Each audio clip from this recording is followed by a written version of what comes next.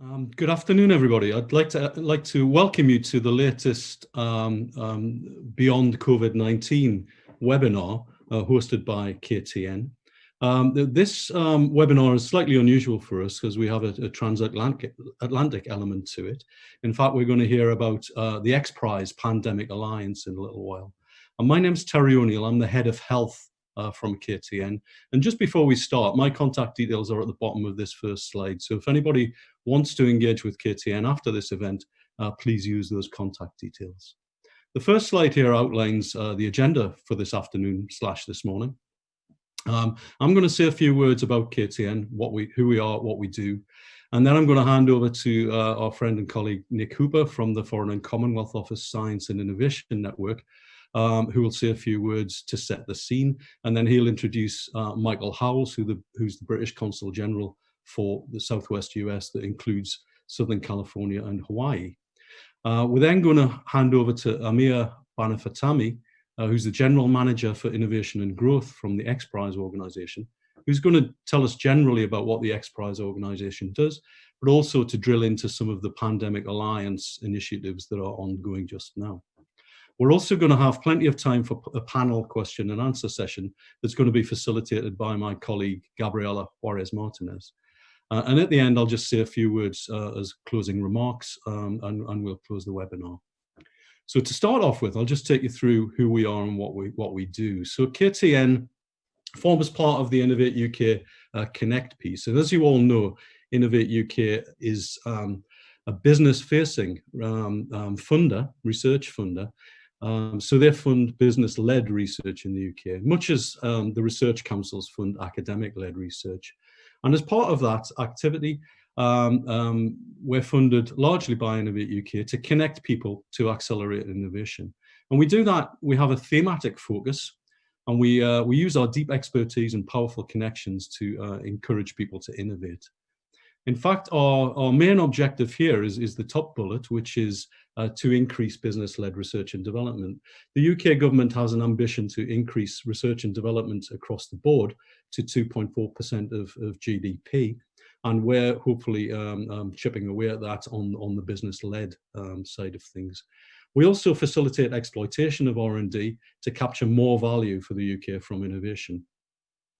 We are a very innovative community in the UK, but we can always do better, I think. We increase collaboration between businesses, B2B, and between businesses and the research base, B2R. But to be honest, B to any letter you like, as long as it's increasing business-led research. That's my mantra. We're often the strategic partner of choice for innovation networking, and that means that we run a lot of workshops on how to innovate and how to move businesses forward. This is often with large organizations who often want to engage with small to medium-sized enterprises. And finally, we provide a breadth and depth of expertise for businesses looking to innovate. And that breadth and depth is highlighted in this graphic. So again, we use our deep expertise and powerful connections to encourage innovation. And as you can see, I've drawn this really in little silos, and we all like to work with people who are closest to us thematically. So you'll see that health here is close to medical biotechnology, biosciences and agri-food, other life sciences businesses. But when you've been around as long as I have, you realize that there's an awful lot of really interesting things happening in the interfaces between industry sectors. And we're encouraged these days really to get businesses talking to other businesses and other research organizations from outside of their immediate business sector. So for example, we bring digital economy and design expertise into health to encourage people to innovate. Health for us is medicines. We do an awful lot of work in medicines manufacturing in the UK, but we also work with businesses in drug discovery and development. The second area is in medical technologies, which has obviously been at the forefront during the COVID-19 crisis. And then the third area that we work a lot with is digital health, and I think digital health will be the subject of a lot of the discussion this afternoon. We also have some underpinning activity around sustainability and net zero, an international activity and an access to finance and funding activity, which often brings in the private sector funding type of conversation. The next slide really outlines our reach. There are some really large figures there. 200,000 network contacts, 45,000 organizations. These are figures for 2019. We run a lot of events. We're not an event organizing organization, but we do run a lot of events. In my team, we only run events when we believe that there's an output, that businesses can get something from them, and that there's a continuation of that activity. I think there are big numbers here, but actually what we can do is we can drill down into any of these to find solutions and to introduce people to other organizations that they wouldn't perhaps ordinarily be introduced to. The final slide here really is to remind me that normally when we engage with a business, that's what we do on a daily basis. We talk to businesses, we try and understand what their needs are, and we translate those needs into the innovation landscape in the UK, which is complicated and constantly changing. This is really just to remind me that usually within 30 seconds to a minute of talking to a company, the subject of money comes up. And so across the organization, across KTN, we're all experts in our own industry sector funding landscape.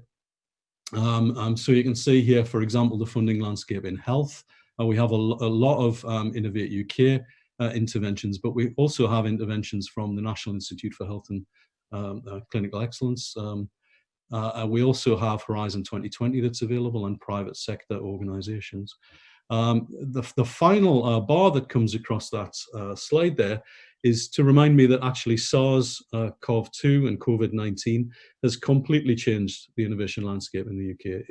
It's really blown it apart, to the extent that in the middle of May, we counted up 28 separate individual funding opportunities specifically for COVID, none of which are highlighted on this slide. So you see, I think our translation piece, talking to businesses and translating their needs into the innovation landscape in the UK, it has come into its own during the COVID-19 crisis. I'm going to leave it there. It's a very, very quick run through of what KTN does. But again, if anybody wants to know more, we can either answer some questions in the Q&A later on, or by all means drop me a line or pick the phone up and I'll talk you through in more detail. I'm now going to hand over to my colleague Nick Hooper from the Foreign and Commonwealth Office Science and Innovation Network based in Los Angeles, who's going to talk you through some of the scene setting and then hand over to Michael Howells. Nick. Hi, thank you, Terry. Hello, everyone. My name is Nick Hooper with the Science and Innovation Network here in the US. Although I'm based at the British Consulate in Los Angeles, I'm part of a larger US team that is spread across 7 cities to maximize opportunities for the UK across the entire country. The UK Science and Innovation Network is a government initiative that works to ensure that the UK remains at the center of global science and technology. And we do this in 2 broad ways. One is to support cooperation amongst our governments in science and technology policy. And 2 is facilitating research and innovation partnerships to help solve global challenges, such as COVID-19 and climate change. We do this by identifying opportunities for mutually beneficial collaborations between our respective technology bases, and then work to bring in the right partners for cooperative R&D to flourish. The UK and US have been leaders in global science for more than a century, with Anglo-American cooperation on science resulting in 28 Nobel Prizes. This cooperation is ongoing, with the UK recently joining the COVID-19 HBC Consortium as the first international partner. This initiative has been providing coronavirus researchers with high priority access to some of the world's largest supercomputers and is already yielding new insights into the disease. In addition to these larger centrally led initiatives, we're seeing a number of ingenious solutions coming from scientists and engineers in other sectors, such as automotive, et cetera, partnering with the healthcare sector. Therefore, we were really excited to see the launch of the XPRIZE Pandemic Alliance in spring, as their expertise in helping to foster outside-the-box solutions is well known. We've already started to connect them with a number of groups in the UK, such as the Satellite Applications Catapult and others. And we hope that this event will spark new discussions and help UK innovators bring their ideas to a global audience. Finally, I'd like to thank the KTN for all their help in putting them together. We worked with them closely to build research and business links across a diverse range of sectors, such as algae biotechnology, robotics, and quantum technology over the past several years, and are excited for our partnership to continue today. And with that, I'd like to hand over the mic to Michael Howells, the British Consulate General here in Los Angeles. Thanks, Nick, and thanks, Terry, and the Knowledge Transfer Network for bringing us all together, and to Amir and XPRIZE for joining us. we will get shortly to the main event, and EMEA is the name of main event. People with accents like mine are not. But I just thought I'd tell you a little bit more about what we do and how the UK is thinking about the response to COVID internationally. So first of all, I mean, I would say rather immodestly, I have the best job in the British diplomatic service. Nick might argue with that, but I lead a team of about 40 people from across different departments of the UK government. Yes, we're based here in Los Angeles, but we cover variously either the southwest quadrant, so Utah, Arizona, Nevada, Southern California, Hawaii, and the US Pacific territories, or some of the team cover the whole of the West Coast, which is a wonderful place to live, yes, but it's a really fascinating part of this country with very diverse politics, really interesting group of people. But the reason why many of you are joining today, as you know, it is an incredible centre of excellence in innovation. So it's a fascinating place to spend time. But we're just part, as Nick says, of a larger network of many hundreds of people across the country.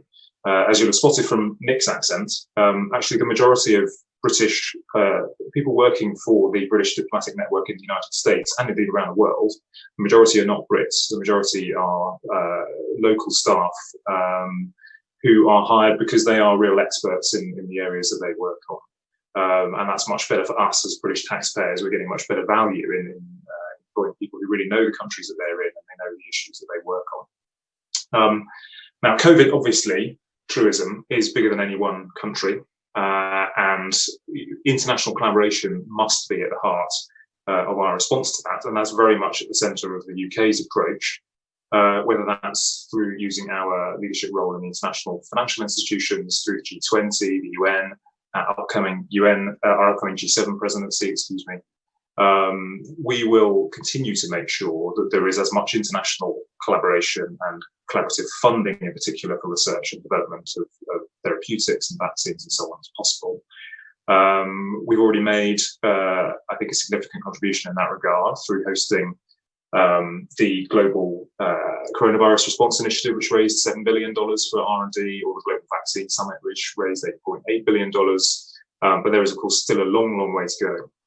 And a very important sub-point that I would just stress, which we feel very strongly, is the need for all of that international response to have a very core focus on the need to find solutions that will be accessible to low and middle-income countries, and in particular that access to treatments are scalable and affordable for them.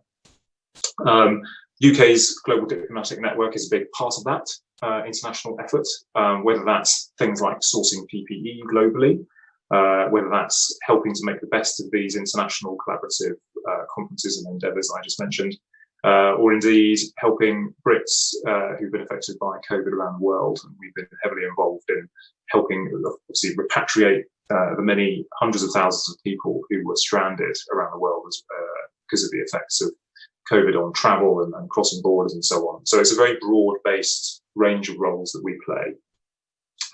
I'm excited to be joined by Amir today. I know that Terry will introduce him properly in a second. If you consider that what the role of diplomats ultimately is to bring lots of people together and persuade them to do things that they didn't think that they could do, well, the XPRIZE Foundation is significantly better at that than diplomats are. In my view, they don't just persuade people to do things that they didn't think they could do, they persuade people to do things and convince them that they can do things to change the world for the better. They have some really unique attributes as an organisation that allows them to do that. And whenever I see them and meet them, I come away thinking, first of all, I'm in the wrong career, and second of all, I really haven't achieved very much. I need to go and do more and be inspired by what they do. So it's great to have them on the line today. Final thing I'll say for all of you Brits on the line, speaking to American organisations, don't be too British. Don't be modest and self-deprecating. If you think you have an idea that will change the world, my advice is that you say, I have an idea that will change the world. Say what you mean and say it clearly. And I look forward to hearing your thoughts and comments when we get to the Q&A. Thanks very much. Terry, back to you. Thanks very much for that, Mike. Yeah, I would agree that your job is pretty special, by the way, at least on paper. I'm sure it's very hard, though. Great. So it has been a mission of mine over the years. I've been working with and for KTN for well over 10 years now, really to facilitate UK, US business-led collaboration. And really, when the idea for this this webinar came up, really, the XPRIZE jumped out as a potential mechanism to facilitate some of that. So it gives me great pleasure to introduce Amir Banafatemi, who works for XPRIZE organization and who's going to tell us a little bit more about what's going on in terms of COVID-19 response. Amir. Thank you very much, Terry, and good morning, good afternoon, good evening, everyone. It's a pleasure to be here, and thank you for organizing this important webinar. I'm going to start by talking a little bit about XPRIZE. I work with XPRIZE as a Chief Innovation Officer, which is a wonderful job given to me to be able to observe what form of partnerships, global reach we can have, and how we can incentivize to solve the most important problems in the world. Let me, by saying as preamble, what XPRIZE is. In a world where we're not short of challenges and difficulties, and definitely problem to be solved, and COVID is definitely one of them. XPRIZE is an organization that is focused on a hopeful vision of the future and our world together. So our mission is really to inspire and empower humanity to achieve the most important breakthroughs that will accelerate and bring a world of abundance and better future for all of us. And it means in every aspect, could be in terms of social progress, technology, access to better economy, health, education, and all the sustainable development goals that pretty much are around us today. So XPRIZE has been doing this for many years. I would like to start with a short video that will probably do a better job than myself at giving you a snapshot of what XPRIZE is in the words of its founder. So let's play this video first for you, and then I'll give you more details.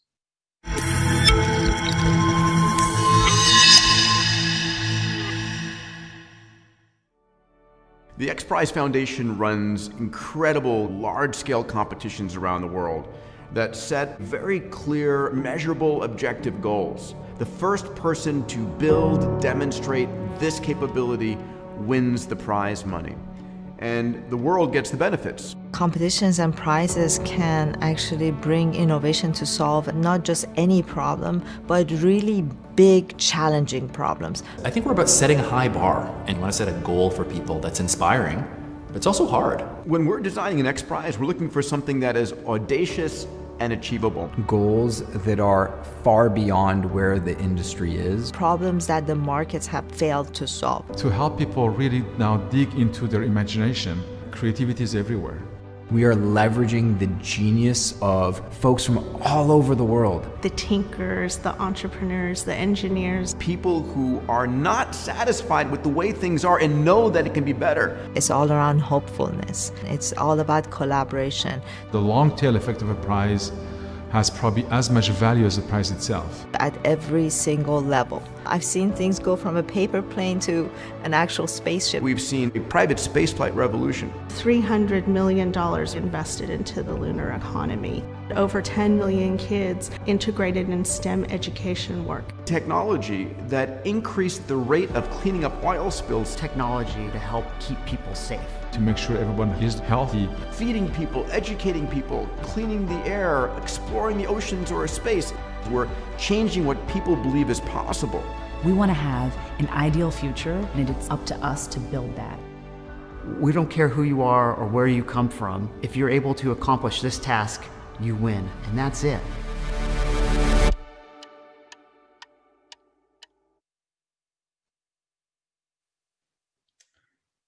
So as you've seen in the video, we are trying to incentivize and call for the best solvers to solve whatever big problems we're trying to solve.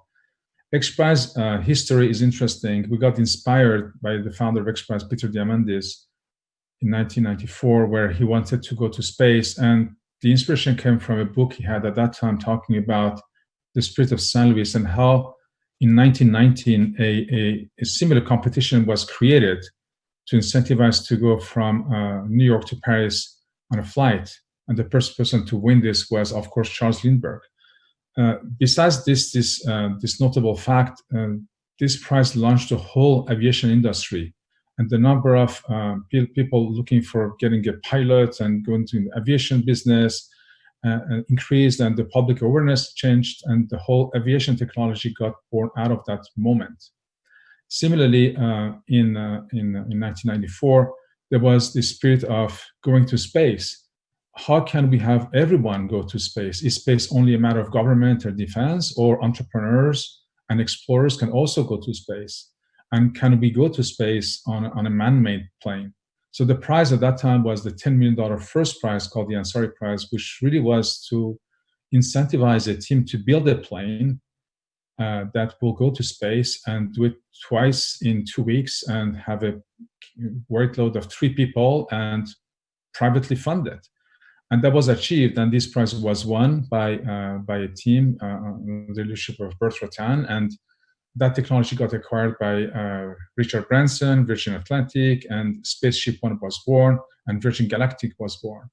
But on the way, a number of organizations started looking at space and building satellites and creating technology for space and thinking about many other opportunities in space. So similarly, the Ansari Prize, which was by the name of the donor of this prize, the Ansari family, got basically XPRIZE launched into the orbit. And since then, we have done a lot of other works. We have been in many prizes and challenges design, and we have awarded about $175 billion worth of prize purse for 20 prizes that we've launched. Interestingly, we have about 1 million supporters worldwide. In the past 25 years, where we have created challenges and launched prizes, we have a network of many solvers globally that are looking at what we do, and we can reach out to them to help us move forward on new challenges and participate in those.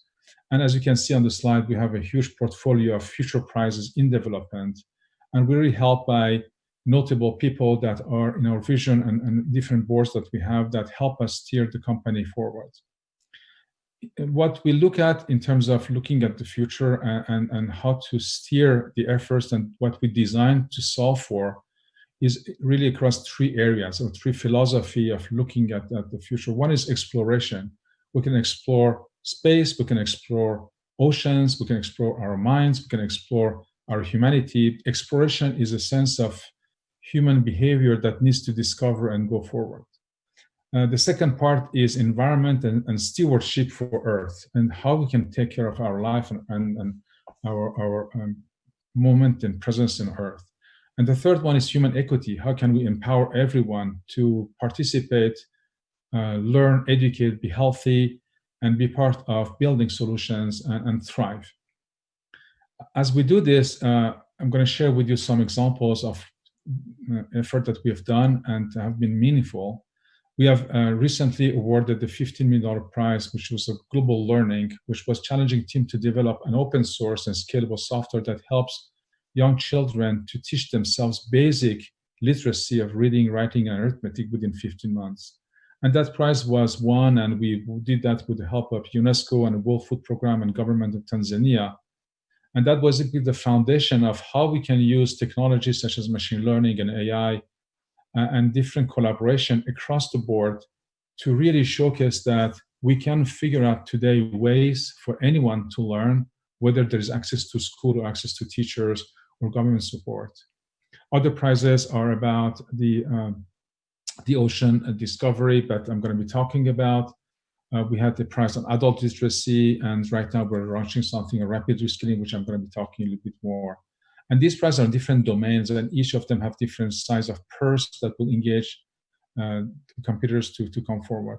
Right now, our visible prizes that we have started a few years ago are the Artificial Intelligence Prize, which is about how to use AI to solve global issues. And of course, is about matching AI with sustainable development goals and how organizations can participate in building solutions that are machine learning driven and data driven to address any form of problems that could benefit from technologies. And the sponsor of this prize and the prize purse is given by IBM Watson. Interestingly, we have a prize which is very much one of my favorite prizes today, is that the Avatar Prize, which is the idea that you can transport your thinking, your skills anywhere in the world. You don't need to travel physically somewhere. You can be somewhere else. So think of it as a teleportation prize or challenge where a remote robot, physical robot, can actually be your mini-me or your tethered personality. And you can bring your capability or your know-how somewhere else. You can repair an antenna or clean up a core of a nuclear plant or help someone in distress remotely without being there. And your skills, your know-how can be transported. So that's a very important prize as well for us. And in a different one, I selected the carbon XPRIZE, which is how can we turn CO2 into products?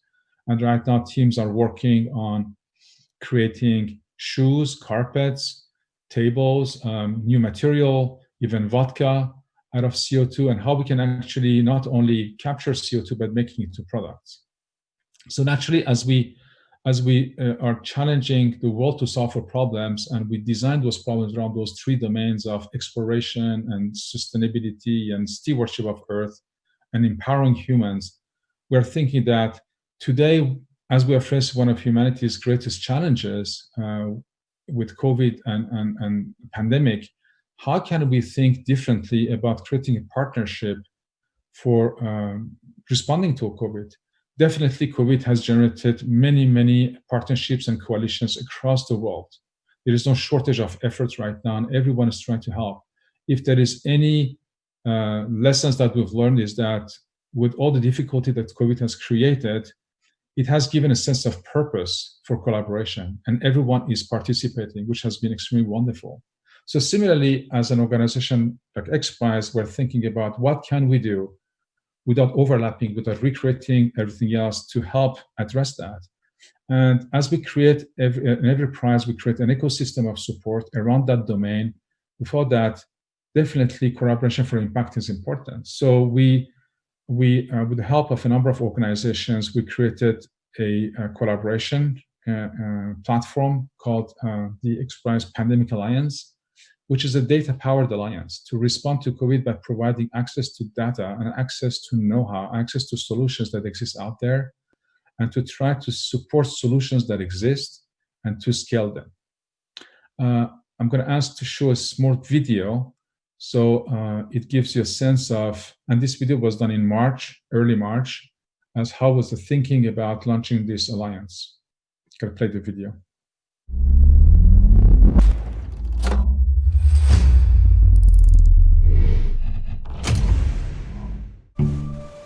Humanity will change more in the next 20 years than the previous 300 years. We had big changes in the industrial society, but what's happening today is exponentially so much bigger.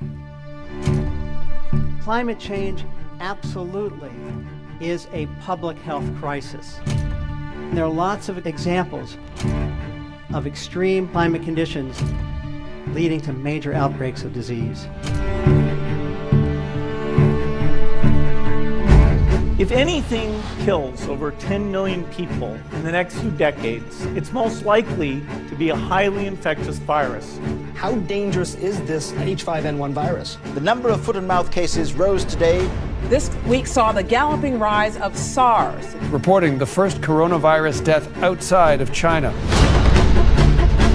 Italy is on total lockdown. We're going to see hospitals overwhelmed. It is a pandemic at this point. Now this virus has infected far less than 1% of the world's population. Up to 75% could get infected.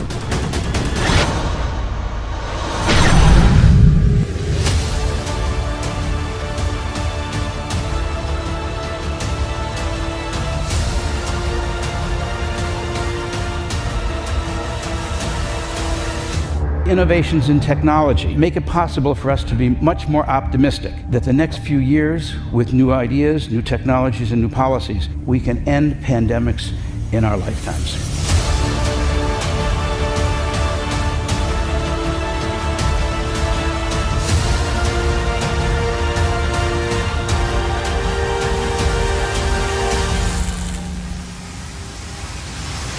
If we start now, we can be ready for the next epidemic.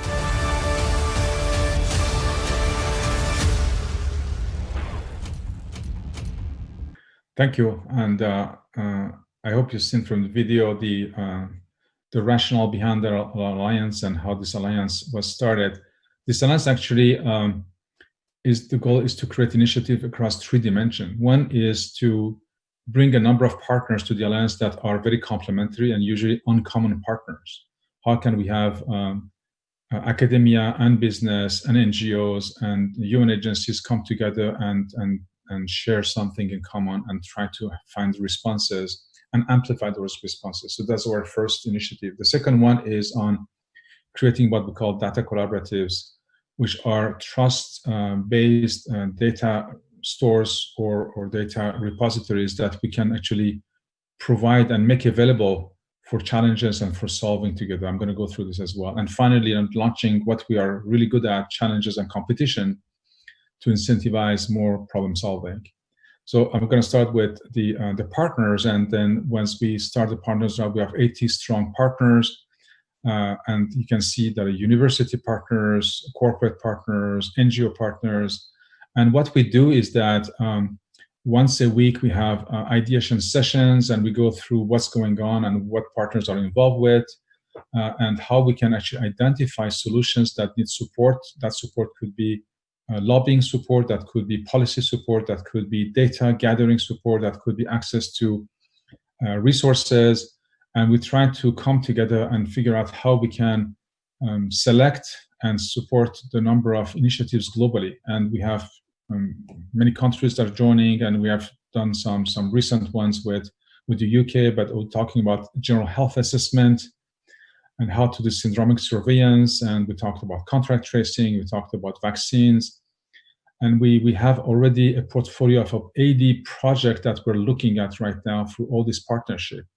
And of course, some of these partners are technology partners, and they provide their data scientists, their platforms, their know-how, their expertise. Some of them are health-related organizations. Of course, this pandemic was started jointly between XPRIZE and Anthem, and Anthem is one of the largest health organizations in the US, insurance organization in the US, and they have about 45 million clients in their database, and they do have longitudinal data, and they're all involved in many efforts on the national stage. But also we're trying to work with many other organizations. There's an organization in UK called HUMA, with whom we work as well, and also with Germany. So this is growing, and the way we designed it was that it's a meeting of the mind and it's a way for us to collaborate and cooperate and to scale and to amplify and to support.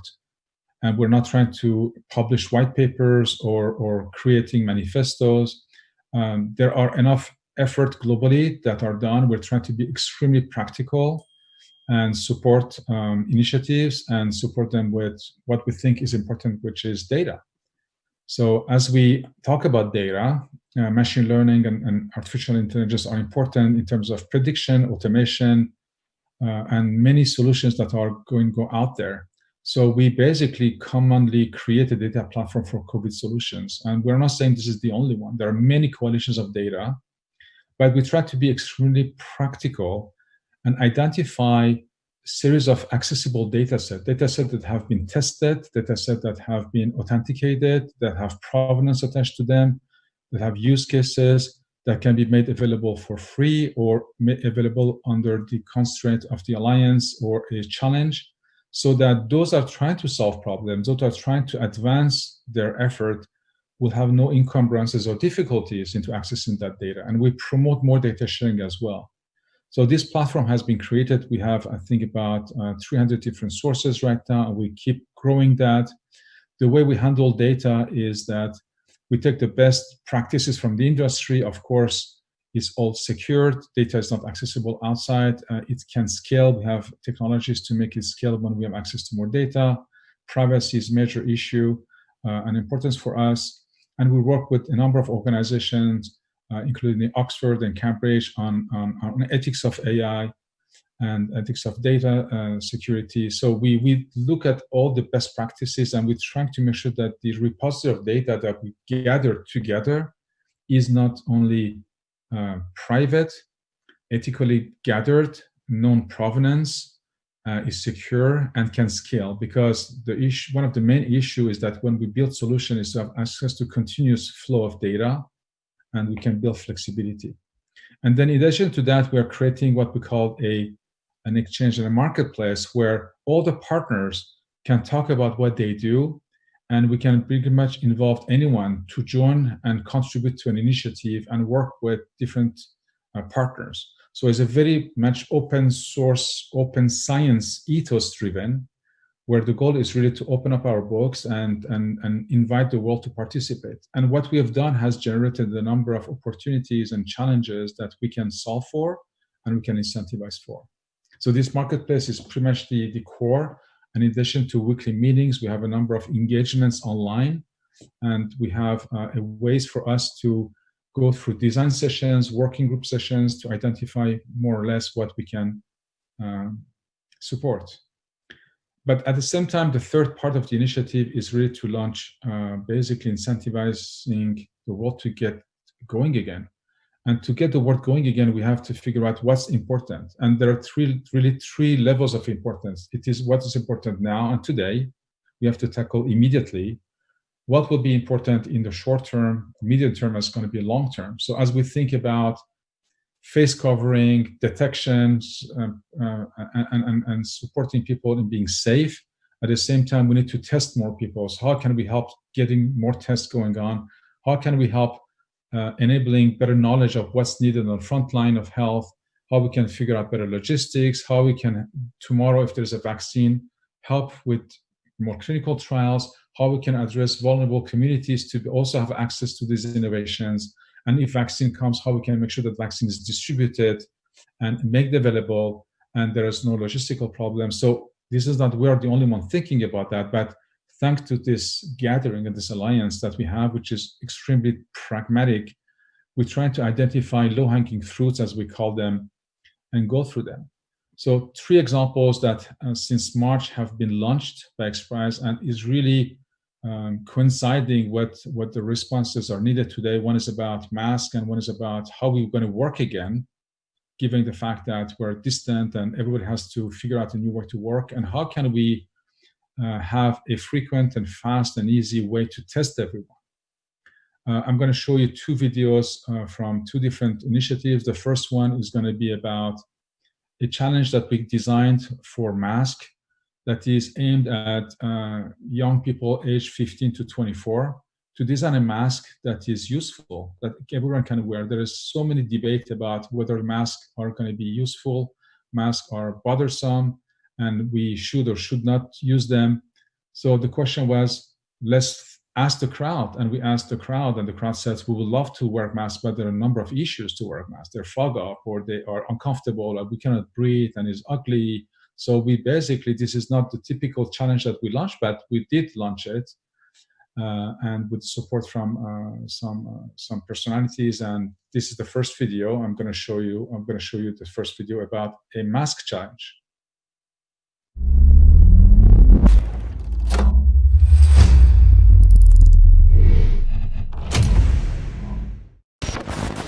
Everyone is talking about wearing face masks. Masks are one of the best ways to stop the spread of coronavirus.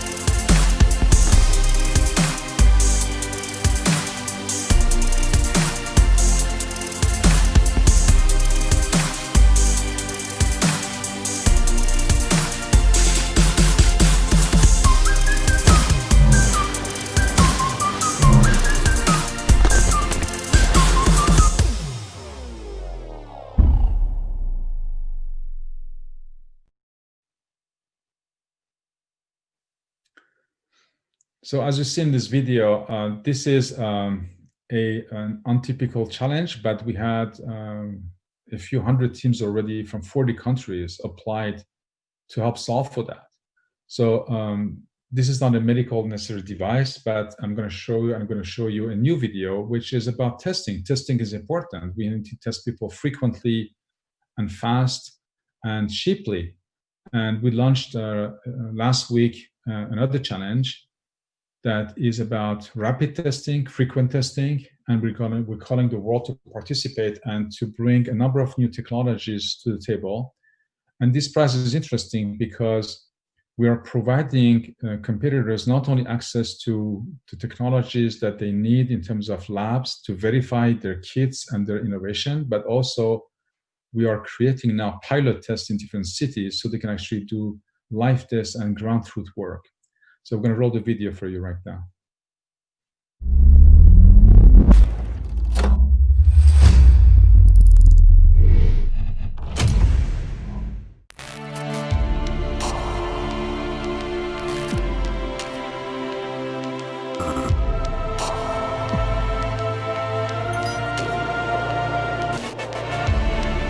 Many schools around the world, as you know, have shut down. Retailers across the country announcing closures and shortening their store hours in the hopes of limiting the outbreak. Local leaders are issuing mandatory curfews.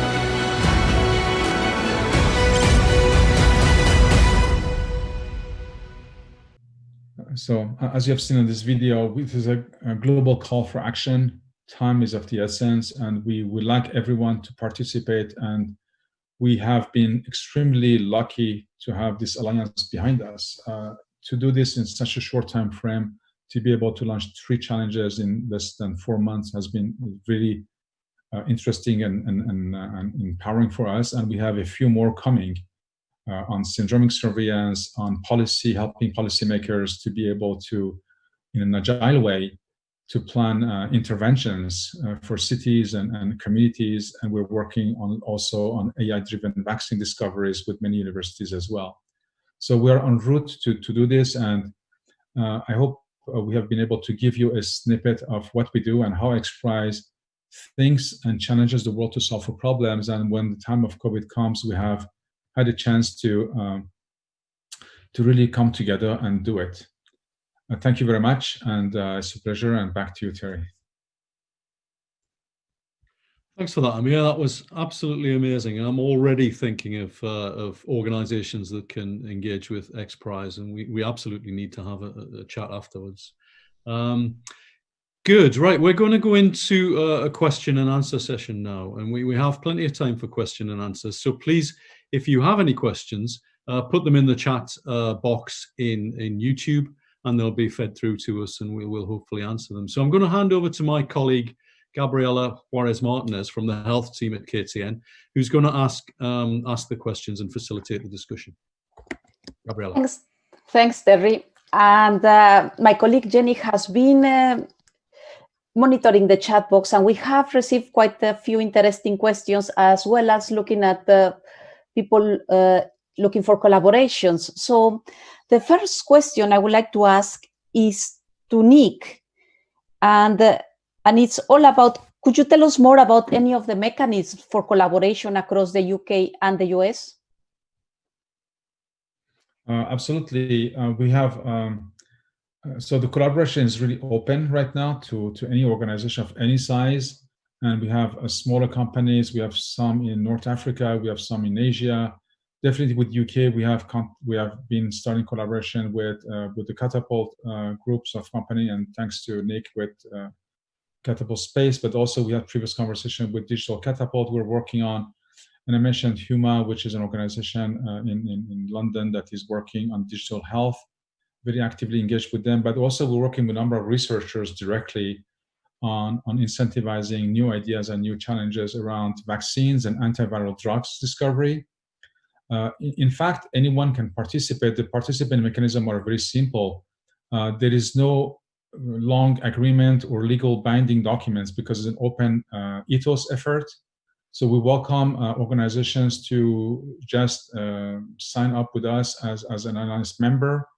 And then we work with them to engage them into what we call the joint action meetings. We discover new opportunities. And because our goal is to amplify what they're already doing, is very much aligned with what organizations are trying to achieve, and we're trying to find similarities. And we also have a marketplace or electronic exchange where not only information can be discovered, but also organizations can find each other and work with each other. So think of it as a matchmaking, self-matchmaking environment where different type of organization can work. We have small companies made of 5 data scientists, and we have organizations that are manufacturing, that are trying to figure out how they can help with new lateral flow design, that are throwing. We have labs that are trying to provide reagents and be part of clinical trials. We have technology companies trying to help with contact tracing and sharing data on how people move around their homes. So data gathering is a big important effort for us because that data, well, resides in all the data owners' repositories. We have found technologies and ways to be able to do predictions from that data. So it's really easy. The website is covid19.xprize.org, and you can put that on the chat as well. And pretty much anyone is invited to join. It's really a collaborative and open collaborative effort. Thank you very much, Amir. And just following from that question, I will, Francis King is asking, how do you ensure our technology is protected if we get involved but we are not successful? That's the foundation of XPRIZE. XPRIZE amplifies and gives a platform, a playground to solve for problems. Intellectual property belongs to problem solvers themselves.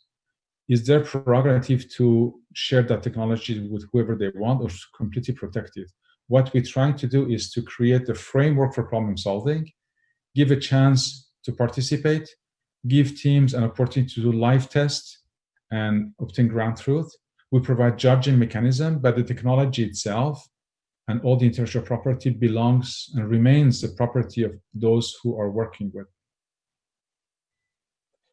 I would just to add to that, if you look at some of the kind of previous prizes the XPRIZE has done over the past 20 years, a number of businesses have come out of that, and so most famously now, right, the original XPRIZE back in the 90s result that became the foundation of Virgin Galactic, and additional prizes have resulted in kind of new company formation or other companies being able to use the platform of the technology or the platform of the company to launch their technologies and kind of take them to scale in a global manner.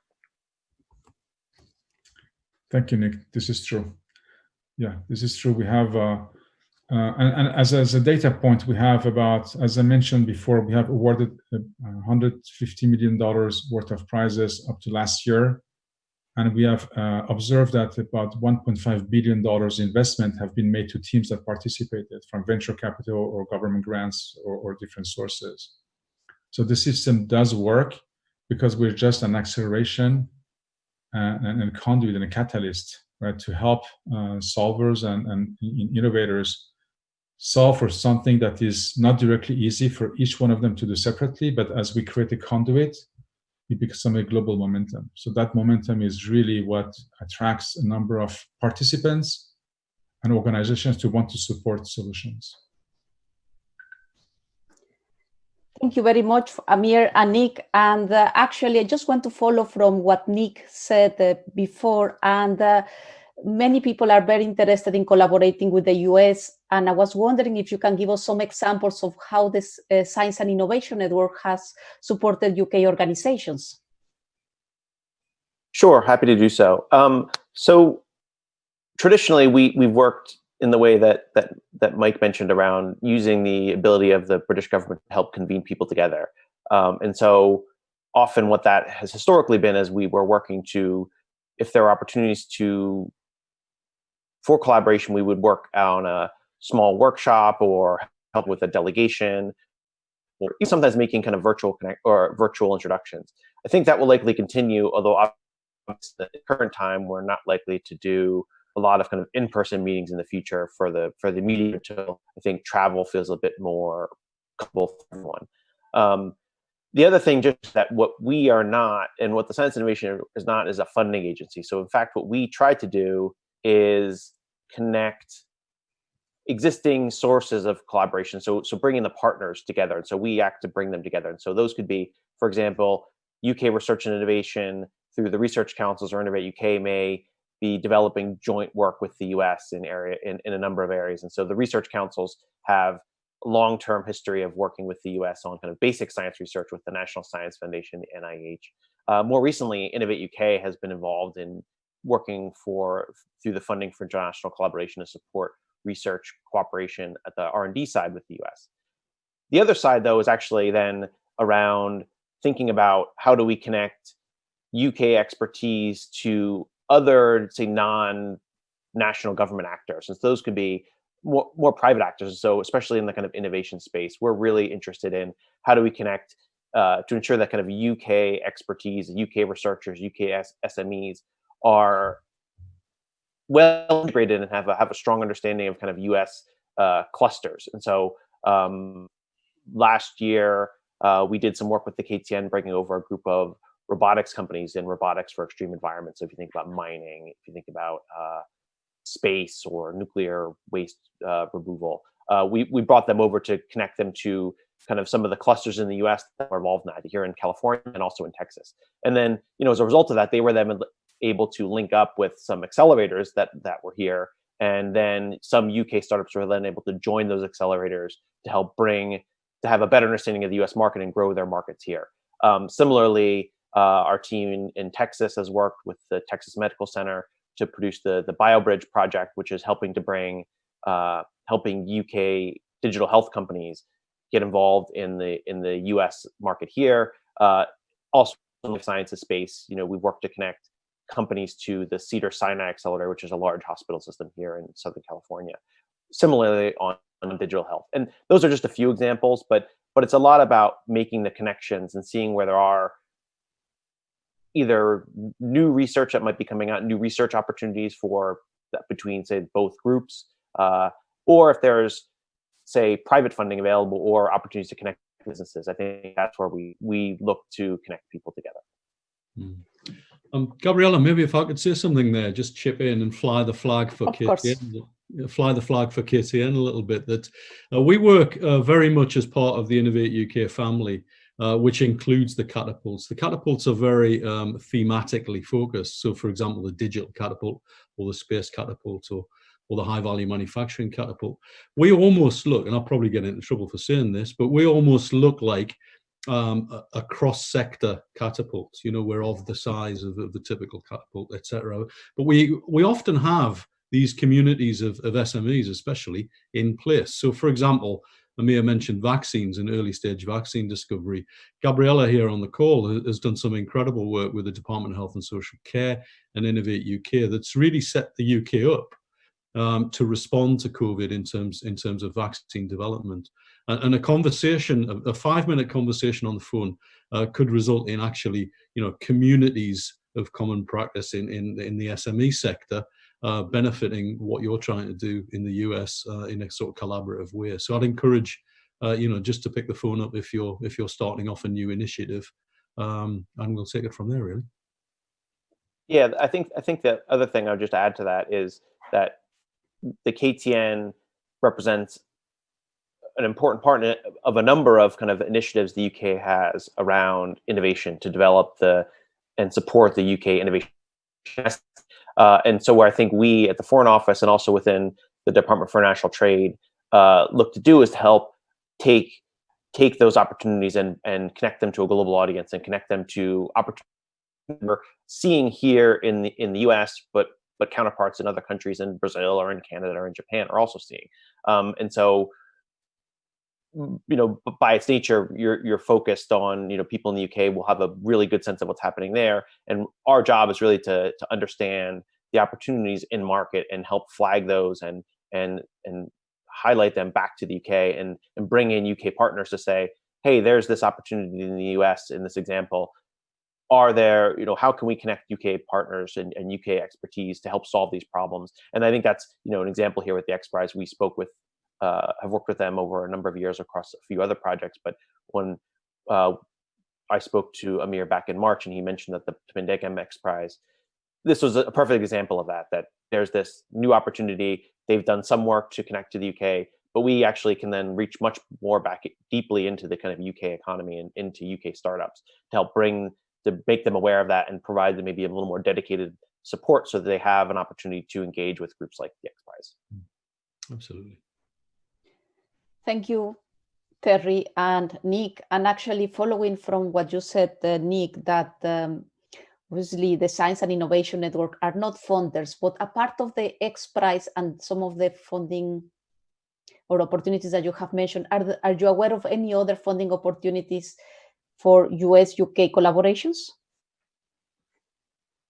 It really depends upon the sector. And so as you can imagine, right, the kind of UK-US science and technology cooperation and the areas we can work together are extremely broad.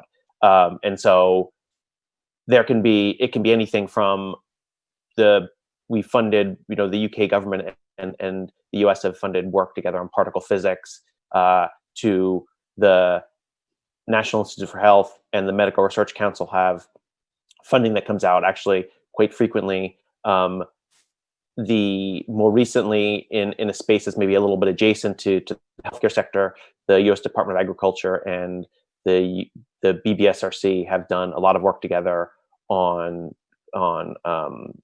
future of agriculture and crop science and plant science.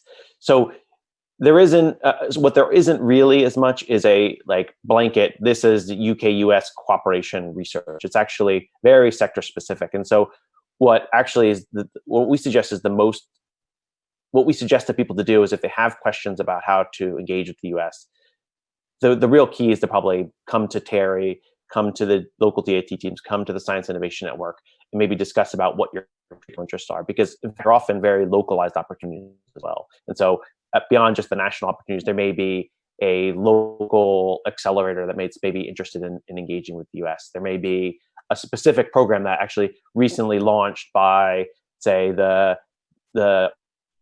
Office of Naval Research that's focused on healthcare, for example, that isn't limited by national borders. And so there are actually a number of discrete opportunities. And so I think that's usually the best way we suggest to do stuff. Fantastic. Thank you, Nick. And actually then contact the KTN and we will find the right person to talk to if there is something that we cannot help directly. So thank you very much, Nick. And I will like to go back to Amir, because in the meantime, we have been receiving some very interesting questions about the XPRIZE. And the next question is about resilience activities. And of course, boosting the immune system is really important during COVID, but what about mental health? Would this be of interest to the XPRIZE? Interesting question, and thank you for conveying that. Mental health is definitely an important part of what we are looking at. We are doing jointly right now and launching very soon with collaboration with IBM, which is on the Alliance, a call for code, which is dedicated to mental health data gathering and challenge around mental health.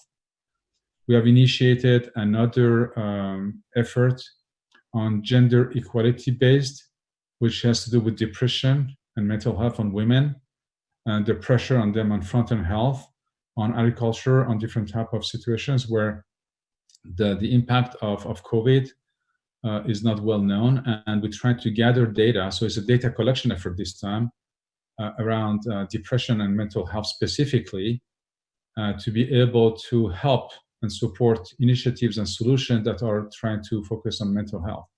in terms of resilience, this is important because as we go through pandemic and we work together to get out of it and to find a new way again, the impact that is happening right now is unknown. Whether that impact is biological because of COVID itself, it could be social, it could be psychological, it could be economical. So we try to gather as much data as we can and also to incentivize for effort that brings resilience back to society and how we can be more ready. It's probably well accepted now that this COVID is probably a small slap in the face, and we can have something much more important coming our way in the future. So how can we learn from this and be prepared for the future? This is the foundation of the resilience that we're thinking about. And for that, we have started, and mental health is definitely one of them. Thanks, Amir. And it's actually really good that, to hear that you are addressing the diversity through COVID. And actually, this is slightly related to the diversity space. And it is this is a question from Susan Rivlin. Are you interested in technologies that address the legacy of COVID-19 and other health issues connected with aging? Again, this is a wonderful question. The same way we're talking about depression and the impact on different age groups and the impact on biological aging, I think this is something we have been working for many years on, not directly related to aging, but to Alzheimer's and cognitive decline and changes in our biological function. I'm also working on age and longevity and age reversal. So these are topics that are dear to XPRIZE. And naturally, when COVID came, one of the focus and topics for us was the impact of COVID and pandemic on aging. We don't have any proposal yet.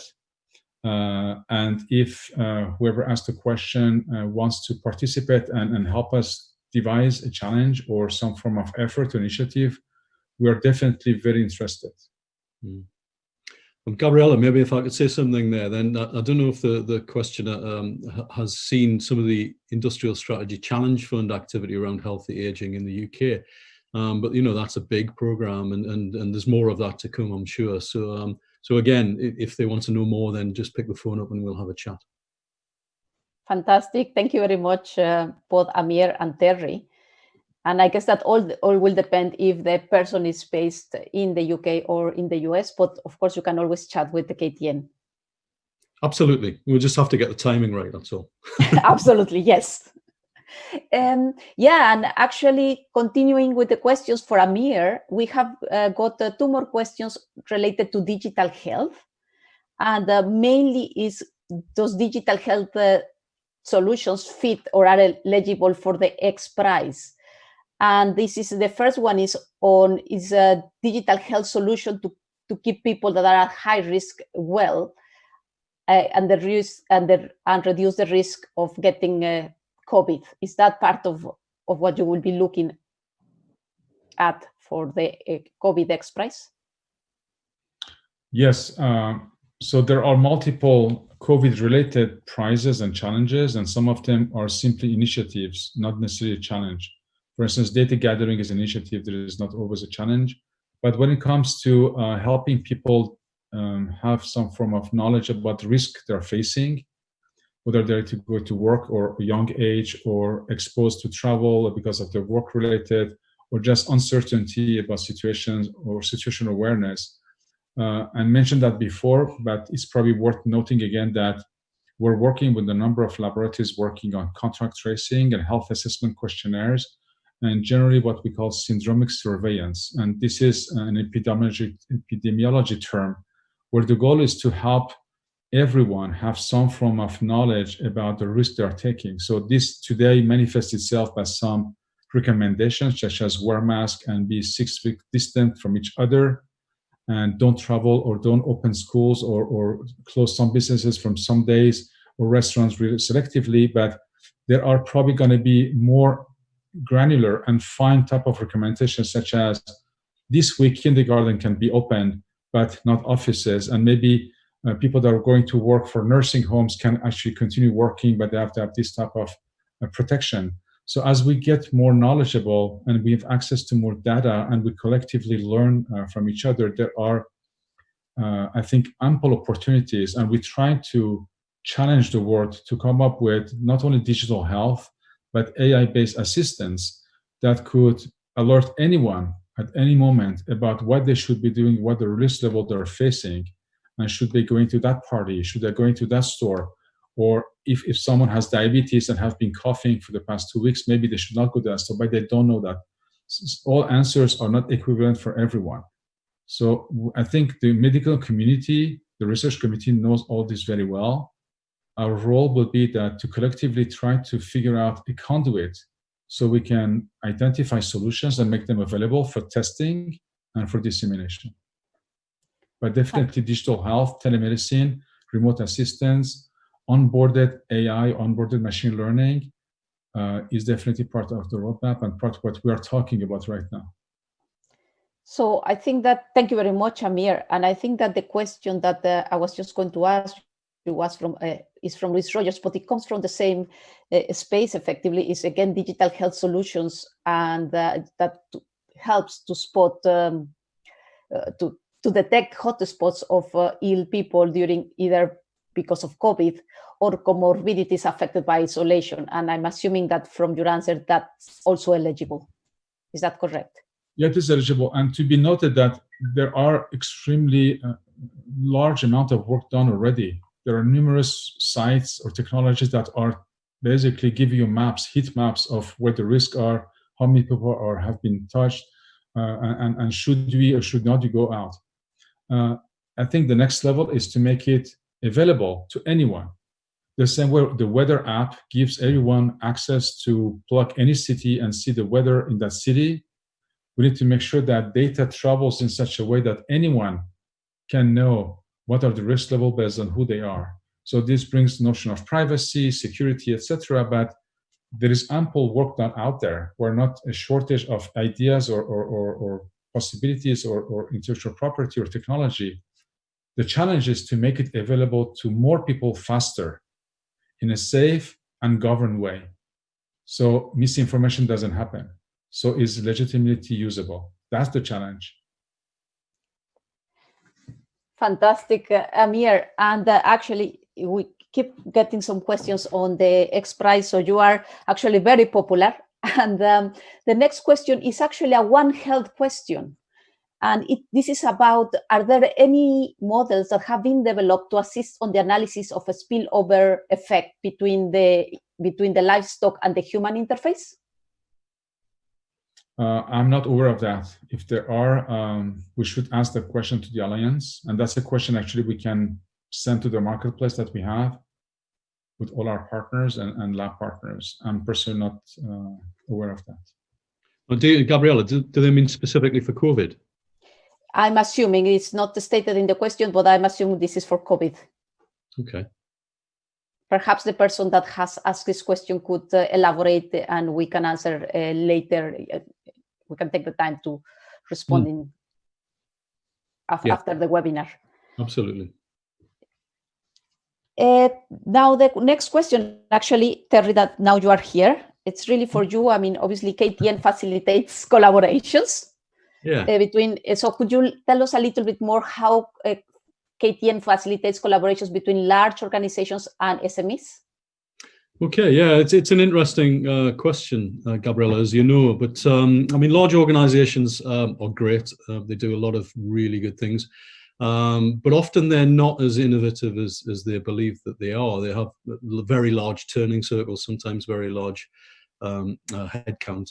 And so it's difficult sometimes to get them to do things quickly. What we've tended to do in the past, we've used various mechanisms, one of which is called the Innovation Exchange. And using that structure, what we do is we engage with a large organization and we work with them to frame a challenge, very much like an XPRIZE challenge, actually, but it comes from one particular large company.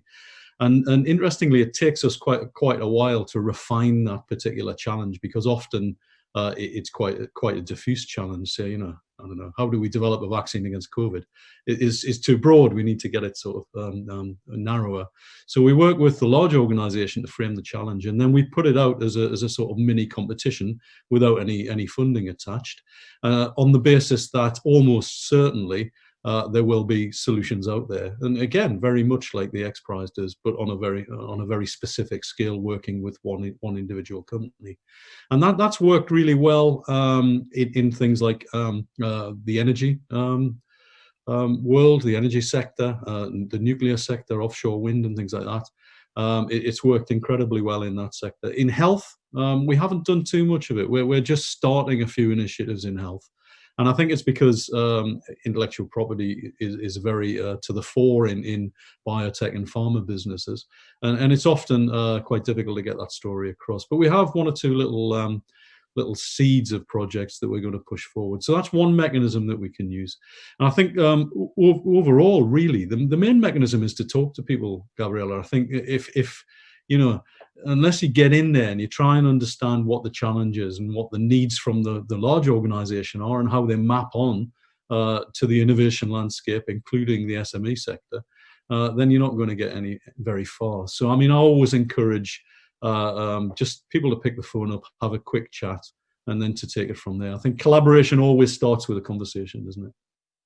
Absolutely, Terry. So large organizations or small organizations, please contact the KTN, and we are happy to look into how we can facilitate this interaction. And I just want to go back to the question on One Health that I just asked before. And the participant that asked this question has got back to us, and yes, it is related to COVID-19 and other zoonotic diseases. And actually, I would like to follow up from there because I am very interested in the One Health agenda. And is anything being done through the XPRIZE on One Health? You know, the interaction, not only the human and animal, but also the environment? Yes, for us, there is a continuum between living species and the environment. So there is no difference. The difficulty has to be to model that and to figure out the change of consequences.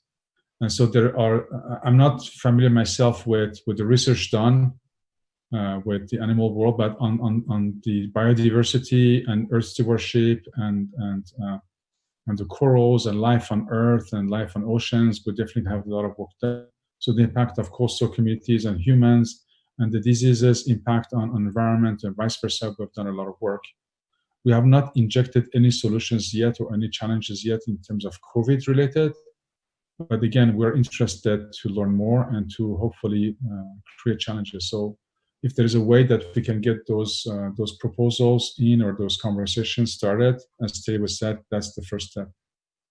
And maybe I can say something there, Gabriella. I originally trained, I have a PhD in viral immunology and things like that. And actually, there's a very sophisticated infrastructure across the world to provide surveillance for new and emerging diseases, as you're aware. And it's an incredibly difficult thing to do, to pick up a disease at an early enough stage that has the potential to cause the pandemic that we're in. You know, I think any solutions to move that forward should be looked at very specifically. But there already is a very sophisticated surveillance mechanism right across the world to try and pick things like new strains of flu and new COVID strains up. Absolutely, Terry. And there are a number of One Health platforms around the world that are currently collaborating. And I believe there is an international meeting coming up in August. But just really to continue, and probably the last one or two questions, which just because of the time, the next question is actually for Nick. And Nick or Michael, depending if you both want to comment on this, you know, beyond COVID, what are your Science and Innovation Network other priorities? Sure. So for here in the US, we are actively working on kind of four broad themes. One is within health and life sciences, and so clearly COVID will remain a key priority within that. But within that, we're also interested in kind of digital health and the kind of emerging technologies within that, And then also continuing across a stream of work that we've been doing over the past number of years around antimicrobial resistance. And so that will remain a priority for our team around both the kind of the UK working on the kind of international efforts, but also at the kind of more micro level. Then we have a theme within energy, thinking about low carbon energy and the sustainable economy. The future of food and agriculture. So I mentioned before about some work in plant science and agri-tech. That is a growing area of work that we've been engaged with, linking actually a number of other sectors. So again, artificial intelligence, autonomy, et cetera, to these sectors to help improve both the sustainability and resilience of our future food systems. And then finally, a theme kind of more focused just on the kind of underpinning technologies and emerging technology. And so that looks at things around kind of basic fundamental technologies in artificial intelligence and machine learning. Thinking right now, we're very interested in quantum technology. So the UK has been heavily involved and has made a number of large investments in quantum technology. How do we connect those to other global efforts around that area? But also in kind of maybe some of the intersections of technology. So again, the future transportation. So how does autonomy, smart cities, and sustainability come together to help bring us towards kind of a greener future? And then kind of across that, with the UK taking on a leadership role at the COP26 conference, and then just the recognition of the climate crisis, we're trying to engage across all those themes and more in kind of climate activity and how do we think about a green recovery and a more sustainable future. And I would just add to that, I mean, Nick's alluded to it in that last comment.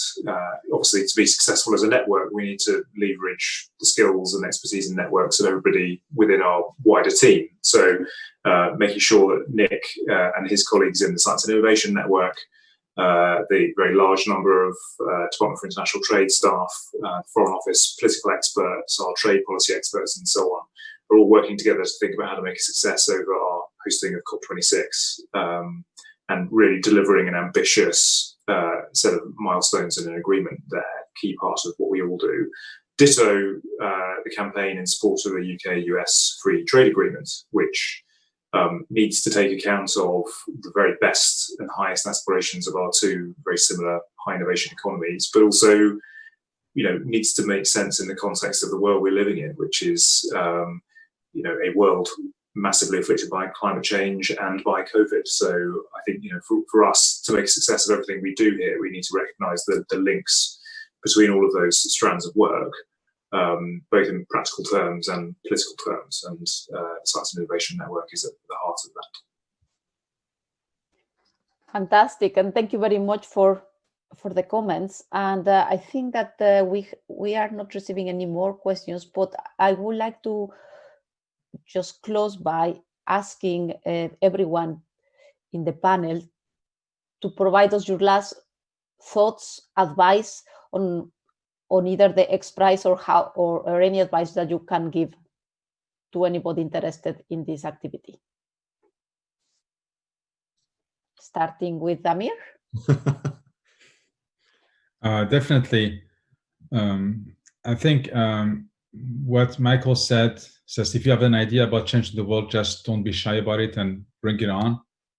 I think we have big ears for that, to listen to that, but also there are many coalitions, not just ours, globally. And I repeat myself, I think COVID has provided a sense of global purpose, and many wants to support and help. So this, if there's a time that you want to bring on some ideas and try to do things, this is the time to do it. It won't last forever. Thank you very much, Amir. Nick? Yeah, I mean, I think that's right. I think that we've definitely seen,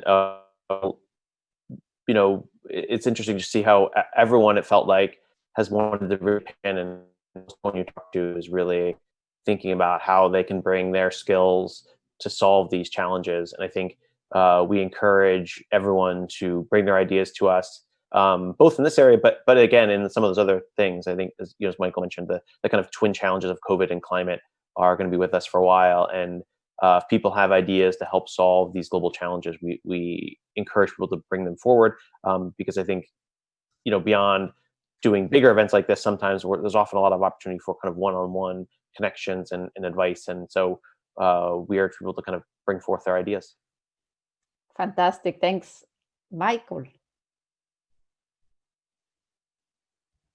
Well, I think my advice would be do take the knowledge transfer network up on their offer of all of those opportunities to talk and raise your ideas with them. But I would say just sort of two things. One, don't give up.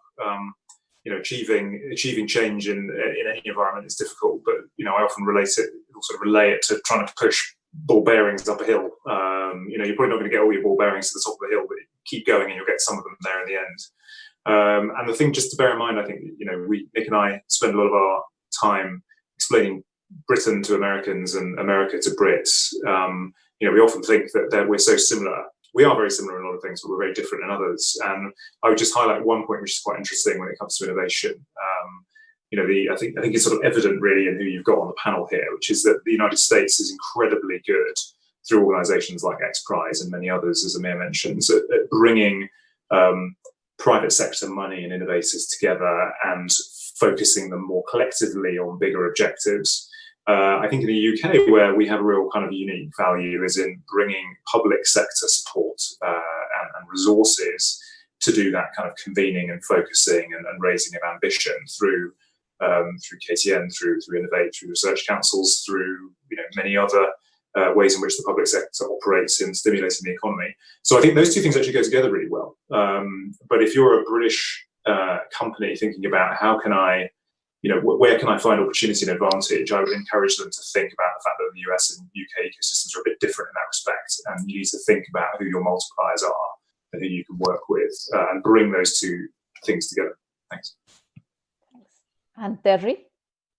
I would agree with all of the comments so far, but I would add that innovation is hard. It really is hard, and any help you can get from anywhere really is worth its weight in gold. And I think things always, as I've said, I think 3 or 4 times during this call, I think things always start with a conversation. So don't be, as has been mentioned before, don't be shy. Come forward. Have a chat. After 5 minutes, if there's nothing, if we don't have anything in common, we both go our own way, and that's the end of it.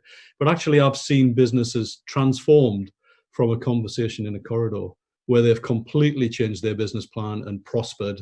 And actually, if they'd stayed with their original business plan, they would have just disappeared. So that you never know where the next big opportunity is going to come from. So pick up the phone, talk to whoever you need to talk to, and get things moving, I think, really. Thanks, Terry. And actually, just to follow up from that, yes, innovation can be, understanding the landscape of innovation in one country is complicated. Imagine now in 2 countries. So yes, get all the help that you need. And I have seen that there are comments regarding collaborations, not necessarily questions, but if you think of anything else and you want to discuss it with us, just contact the KTN. And with that, I will pass back to Terry. Well, that's great. Well, thanks for everybody listening in on YouTube. It's been a really fascinating time. And I'd just like to thank the presenters. I'd like to thank Nick and Michael for their insights into the Foreign and Commonwealth Office and Science and Innovation Network, and especially I'd like to thank Amir for taking time out to talk us through the XPRIZE. Thanks, guys. It's been really fascinating. I'd also like to thank a whole load of people, not least Gabriella there, for asking the questions. But behind the scenes, it takes actually quite a lot to broadcast something on YouTube. So I'd like to thank Jenny Volkers for feeding the questions through to Gabriella, but also Poonam for setting this all up. And I'd like to thank our colleagues at Visair for actually facilitating the interaction between Zoom and YouTube. Again, I mean, in summary, really fascinating. I'll say it again. I don't tire from saying this, but everything starts with a conversation. If there's any innovators out there that want to know anything more about any of what's been discussed today, then my contact details are on the first slide there. Please pick the phone up, drop me an email, and we'll get on Zoom and have a chat. So thank you for everything, and have a great evening/morning.